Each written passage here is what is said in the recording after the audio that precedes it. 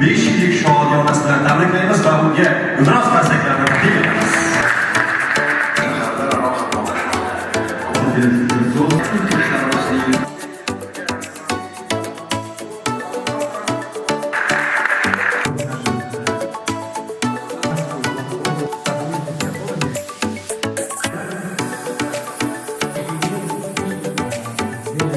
To'lov qilish tabiatlari o'zgaryapti hozirgi kunda. Bu holatda ATTO nima bera oldi aytiladigan savolga javobimiz sekin-sekinlik bilan hamisha kartadan foydalanishga, mobil ilovalar orqali to'lashga, buni orqasida muayyan narxlarga nisbatan arzonroq harakatlanishlarga o'rganishligiga, o'zligini pulligini tejashligiga, vaqtligini tejashligiga sekin-sekin o'rganib borishmoqda.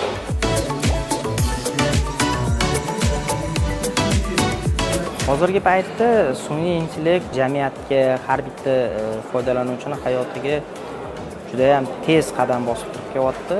Biz ham yaqin kelajakda sun'iy intellektni transport xizmatlarini ko'rsatishda, transportdagi to'lovlarning qaysidir bir qismini joylashuvini o'zgartirishga yordam beradigan joylarini albatta tatbiq qilishga harakat qilamiz. Bu bo'yicha bizda alohida jamoa o'rganishlar olib boryapti. Третий сегмент рассказать о объективе первого. Toshkent shahrida mana hozir hammamiz guvohi bo'lyapmiz. Elektron to'lovlar bo'yicha qilinadigan asosiy ishlar qilib bo'lindi shu 5 yil ichida. Buyog'iga endi hududlarda elektron to'lovlarni rivojlantirish, hududlardagi aholini Toshkentda qanaqa etaplardan o'tgan bo'lsa, shularga o'tkazib sekin-sekin o'rgatib kelish bizning hozir oldimizga qo'yib turgan maqsadlarimizdan biri.